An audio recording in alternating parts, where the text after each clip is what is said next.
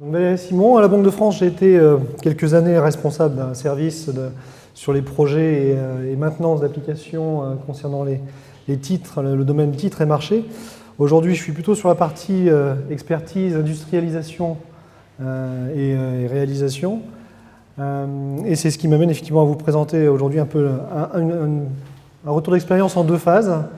Une première phase qui est déjà très bien avancée chez nous, et surtout en fait une deuxième phase qu'on a enclenchée maintenant depuis un an, qui va nous permettre, je pense, peut-être un jour d'aller jusqu'où en est aujourd'hui Air France KLM. Alors tout d'abord, en fait, juste en quelques bulles, ce que fait la Banque de France. Alors d'un point de vue métier, on a des métiers très différents les uns des autres. Depuis l'industrie et le transport pour alimenter les différentes caisses, les accueils de services et l'accueil et les services publics dans les différentes succursales, les statistiques et les études, c'est bien sûr effectivement quelque chose qui est fondamental pour une banque centrale en termes de pilotage de politique monétaire, et puis tout ce qui est services bancaires et financiers, tel qu'on peut le trouver en fait en partie dans une banque commerciale, mais surtout avec des éléments très propres effectivement à une banque centrale en termes de fonctions financières au sein de l'eurosystème. Donc face à un nombre de métiers aussi diversifiés, on a également un système d'information et un ensemble d'applications avec des technologies extrêmement diversifiées. Ça va effectivement de progiciels spécialisés sur les opérations de marché, spécialisés sur tout ce qui est aussi tenue de compte titres, etc. Avec des applications hybridées en fait, avec des applications forcément en développement spécifique autour donc de différentes technologies, que ce soit du Java en grande partie aujourd'hui chez nous, mais également encore un petit peu de Delphi malgré tout. On a encore un peu de nostalgie sur Delphi, on a un petit peu de .NET et très peu par rapport à d'autres banques commerciales de Packbase. Et donc derrière ça, vous l'imaginez également, comme beaucoup d'entreprises, on a également donc une infrastructure et un ensemble de socles pour ces applications qui est extrêmement diversifié également. On a du Red Hat JBoss, on a du ZOS DB2, on a du Windows avec du 2IS et du SQL Server, on a du Windows avec du Tomcat, enfin on a un grand nombre effectivement de technologies de déployer. Donc vous l'imaginez bien, la première phase pour nous, ça a été effectivement de converger et d'essayer de se fixer déjà un cap de convergence au niveau de cet ensemble technologique. En plus de ça, en termes de DSI, effectivement, on a une organisation qui est un peu lourde, vous voyez, elle tombe assez à point avec différents pôles d'architecture, donc différents pôles de réalisation orientés métier et différents pôles de maintien en conditions opérationnelles. Ce qui nécessite là aussi en fait, de la convergence à tous les niveaux et de la coordination à tous les niveaux si on veut avoir quelque chose d'un peu standardisé à ces différentes échelles. Donc on est vraiment en fait une communauté ici en quête d'agilité. Donc notre première phase, effectivement, ça a été commencer par gagner effectivement, en agilité. Bon, je ne vais pas trop m'apesantir sur les gains et pourquoi est-ce qu'on fait de l'agilité en fait, dans une entreprise de service. Forcément, il y a un aspect coût aujourd'hui qui est de plus en plus prégnant, c'est-à-dire qu'on a un système d'information assez large avec beaucoup d'applications à maintenir en conditions opérationnelles, mais aussi à faire évoluer. Cette partie-là prend déjà en fait une grande partie de nos budgets de fonctionnement. Donc, ce qui reste pour les projets, c'est la partie sur laquelle on rogne forcément tous les ans. Et donc, on est toujours censé, si on veut continuer à faire des projets, on est obligé de faire des projets de façon moins coûteuse, plus rapide et de façon surtout beaucoup plus flexible. Donc, étant condamné à faire de l'agilité, autant le faire de façon industrielle. On est obligé, effectivement, pour pouvoir gagner en coût, en délai et en flexibilité, on est obligé d'industrialiser à toutes nos étapes. Que ce soit en fait nos étapes de fourniture d'environnement, nos étapes de fabrication d'applications et nos étapes de déploiement de ces applications. Voilà, donc cette première phase, ça a été l'industrialisation au cube. Donc industrialisation d'abord au niveau de la construction des environnements. Donc on est passé sur une première étape ici de virtualisation et d'automatisation des configurations.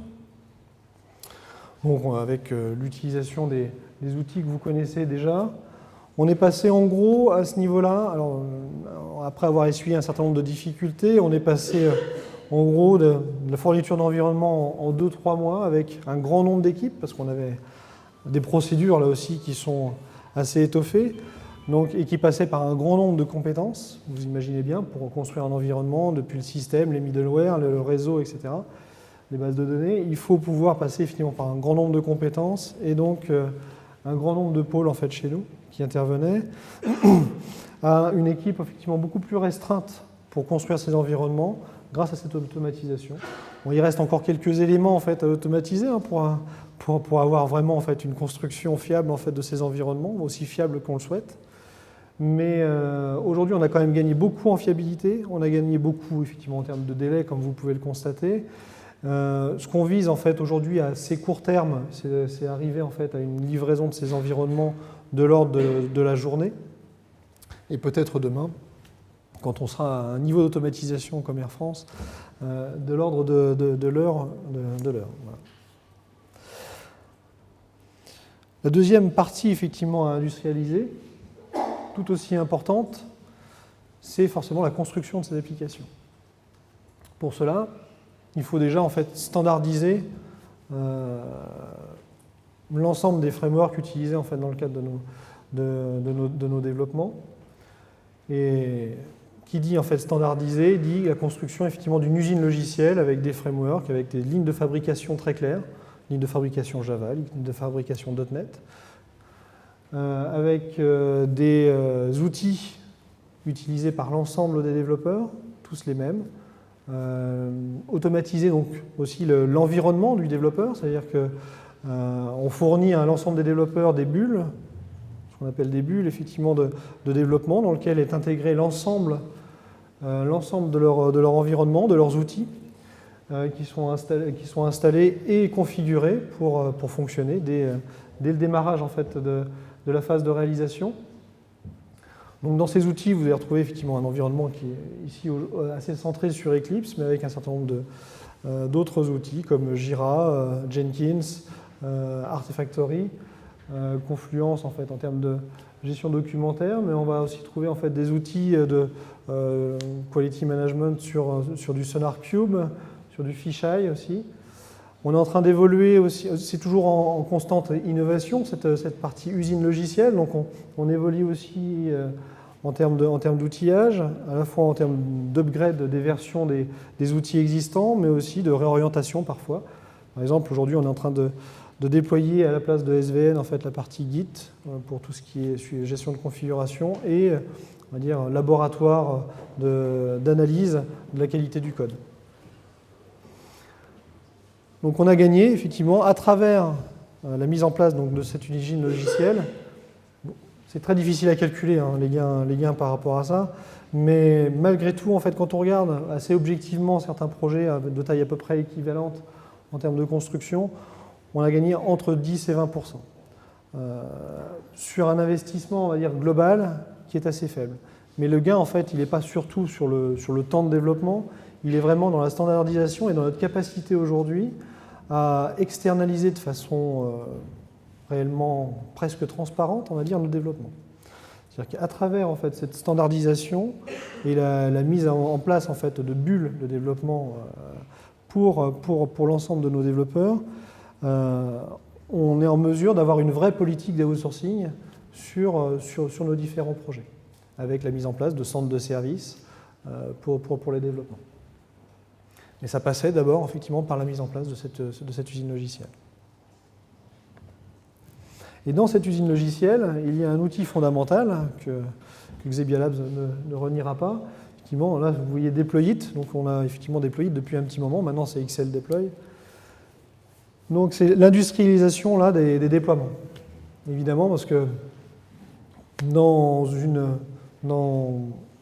sur la chaîne, on va dire, de fabrication de l'application, vous allez retrouver un grand nombre de déploiements. Vous allez déployer N fois votre application en recette, N fois votre application en intégration, jusqu'à la déployer en production.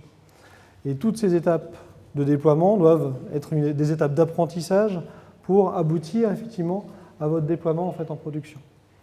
Donc important effectivement, ça j'imagine que vous en êtes tous convaincus, de scripter, au moins, on va dire, automatiser cette partie déploiement pour faire en sorte que quand on va déployer en production, on aura au moins en fait répété exactement la même chose que ce qu'on aura fait effectivement sur les différents autres environnements. Voilà, donc cette partie-là, effectivement, aujourd'hui, XL Deploy, on l'utilise autant pour les applications Java, pour lesquelles en fait il est fait à la base, mais également en fait pour un certain nombre de logiciels qui sont, on va dire, assez Java friendly, et puis pour un grand nombre aussi d'autres applications en fait qui permettent le déploiement en fait via XL Deploy, notamment en fait quelques applications autour du big data et du décisionnel. Voilà, donc on a gagné beaucoup de temps là-dessus. On a gagné surtout en fait en fiabilité.